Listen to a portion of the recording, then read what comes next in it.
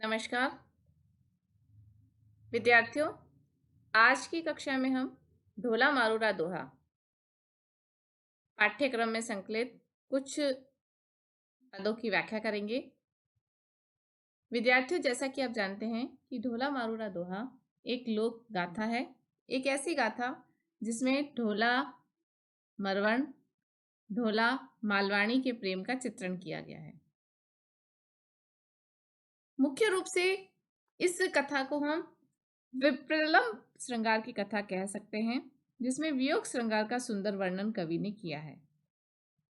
कवि के द्वारा मारवाणी का विरह और कवि के द्वारा मालवाणी का विरह, दोनों ही रूप से कवि ने प्रेम के वियोग पक्ष का चित्रण किया है। आज जो हम पद पढ़ रहे हैं उसमें मालवाणी के विरह विलाप का वर्णन कवि ने किया है, जिसकी व्याख्या हम करेंगे। इससे पूर्व के पदों में हमने मालवाणी की अवस्था का जो सुंदर वर्णन कवि के द्वारा किया था, उसका रसास्वादन किया था।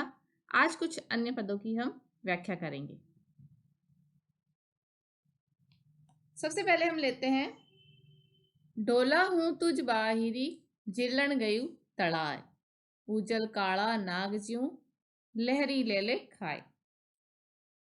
जैसा कि सभी जानते हैं कि जो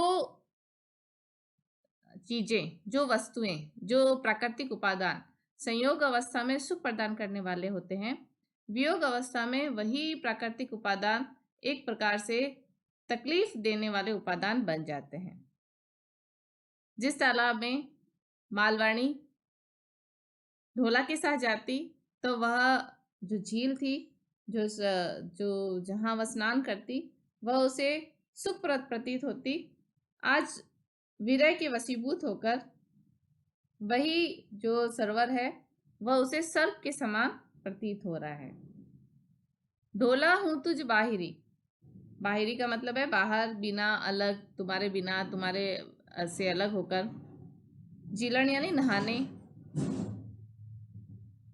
मालवाणी कह रही है कि हे प्रियतम ढोला, मैं तुम्हारे बिना अर्थात अकेली जब मैं तालाब में नहाने के लिए गई, जीलन गए और तड़ाए, मैं जीलन यानी नहाने के लिए, तड़ाए तालाब में नहाने के लिए गई, बाहरी यानी तुमसे अलग, तुमसे तुम्हारे बिना जब मैं गई, उजल काला नाग ज्यों लहरी ले ले खाए, मुझे वह जल काले सांप की तरह लग रहा था और ऐसा लग रहा था कि उस झील में, उस तालाब में जो लहरें उठ रही थी वह काले नाग की कष्टप्रद उसकी फुफकार थी, जो लहरें ले लेकर मुझे खाने का प्रयास कर रहा था। अर्थात तालाब में अकेले स्नान करते समय मालवाणी को ढोला की स्मृति होती है, ढोला की याद आती है और वह उसे भय लगता है और वह स्नान नहीं कर पाती। तो प्रस्तुत इस पद्य में वीरणी की एकाकी दशा का वर्णन किया गया है। इसमें अनुप्रास अलंकार सहज रूप से आया है और जब जल को काला नाग का रूप दिया गया है तो उस रूप में यहाँ पर रूपक अलंकार का भी प्रयोग कवि ने किया है। सुंदर सोल सिंगार सजी गई सरोवर पार, चंद मुड़ कई जड़ हंस्यो जड़बड़ कंपी पार। ये जो प्रस्तुत पद है ये भी मालवाणी विलाप से ही लिया गया है और इसमें उद्वेग दशा का कवि ने वर्णन किया। मालवाणी की जो उद्वेग दशा है उसका वर्णन किया है। इससे पूर्व के पद में मालवाणी वर्णन कर रही है कि जब वह गई तो उसे तो जो जल की लहरें थी वह काले नाग के समान प्रतीत हो रही थी, और जब उसकी एक और साथी जब 16 श्रृंगार करके उसमें स्नान करने के लिए गई तब स्थितियां परिवर्तित थी। सुंदर 16 श्रृंगार सजी, 16 यानी 16, मुड़कयौ यानी मुस्कुराया, हंस्यौ हंसा, जड़हर यानी सरोवर। मालवाणी कहती है कि सुंदर श्रृंगार करके उसकी जो सखी है वह सुंदर 16 श्रृंगार करके जब सरोवर की पाल पर गई, सरोवर के तट पर गई, तो उसे देखकर तो चंद्र मुस्काया, उसे देखकर तो जल भी हंसा और उसे देखकर जो सरोवर है वह भी, उसकी पाल भी खुशी से उसके सौंदर्य को देखकर कांप उठी। तो यहाँ पर मालवाणी अभिव्यक्त कर रही है क्योंकि उसकी सखी वियोग अवस्था में नहीं है, विरह अवस्था में नहीं है, तो इसलिए उसके लिए संपूर्ण स्थितियां उतनी ही सुखदायक है, परंतु मेरे लिए वह सांप के समान प्रतीत हो रही थी। प्रस्तुत पद में मानवीकरण अलंकार का सुंदर प्रयोग किया गया है।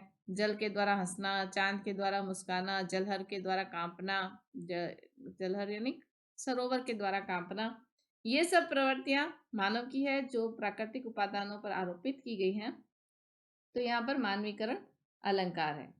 अनुप्रास अलंकार का भी स्वाभाविक प्रयोग कवि ने किया है। चंदा तू किरण खांड्यो मोखंडी कीर्ता, पूनम पूरे उगसी आवते अवतार। यहाँ मालवाणी का कथन है।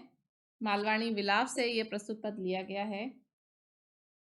मालवाणी है ढोला के वियोग में अत्यधिक दुखी है और वह प्रकृति को भी अपने साथ देखती है, प्रकृति को भी निहार रही है।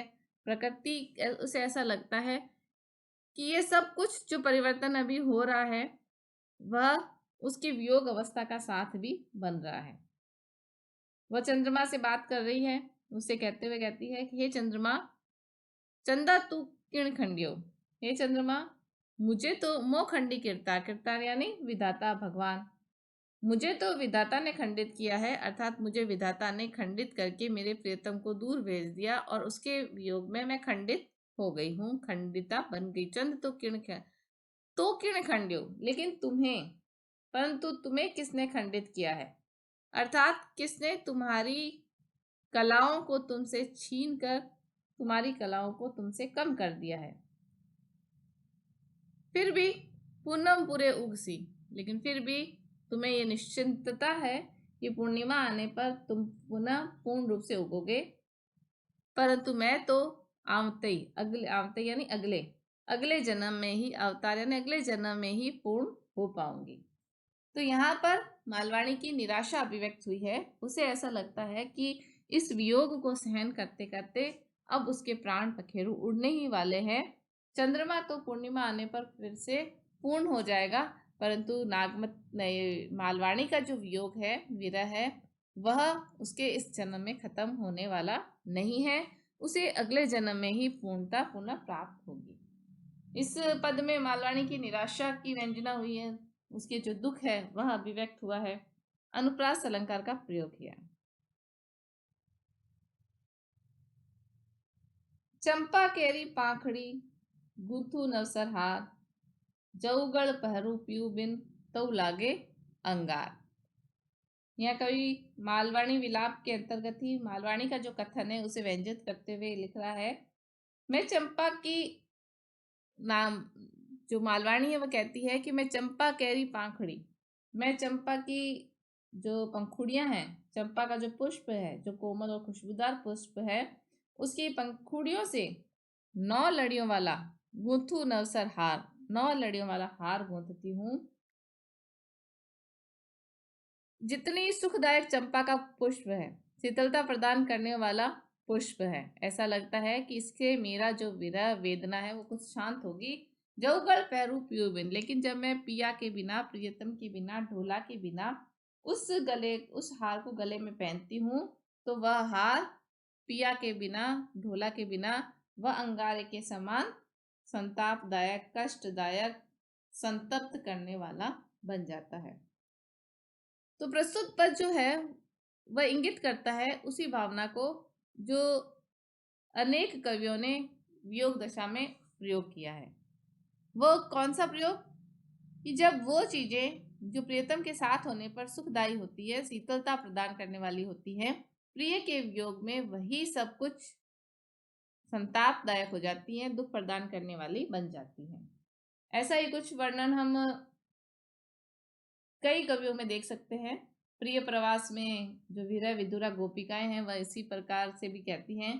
कुंजे वही, थल वही, यमुना वही है, बेलें वही, वन वही, विटपी वही है पुष्प पल्लव वही, वज्र भी वही है, एक किंतु श्याम बिन है न वही जानते। प्रियतम के बिना शीतलता प्रदान करने वाली वस्तुएं भी अंगार प्रदान करने वाली के समान संतापकारी बन गई हैं। कवि ने मालवाणी की विरह दशा को व्यंजित किया है। हार को अंगार जैसा मानने का वर्णन विरह दशा में कवि परंपरा के अनुरूप है। ऐसा कई कवियों ने ऐसा वर्णन किया है। अनुप्रास और उपमा अलंकार का भी सहज और सुंदर प्रयोग प्रस्तुत पद में हम देख सकते हैं। जो मुख्य बात आज हमने जो ये 4 पद पढ़े उनमें है कि इनमें जो लोक गीतों की जो प्रवृत्तियां हैं इन पदों में पूर्ण रूप से उजागर हुई है। आवृत्ति के रूप में, ध्रुवक के रूप में और अपनी बात को कहने के लिए अनेक प्रकार के उदाहरण देकर सहज सरल सीधे तरीके से की गई ये बात मालवाणी के विरह को जो जन समुदाय है उसमें प्रेषित करने में सक्षम है। विद्यार्थियों, आज हमने ढोला मारूरा दोहा के इन 4 पदों की व्याख्या की। आगे की कक्षा में हम पाठ्यक्रम में संकलित अन्य कवि के पदों की व्याख्या करेंगे। धन्यवाद।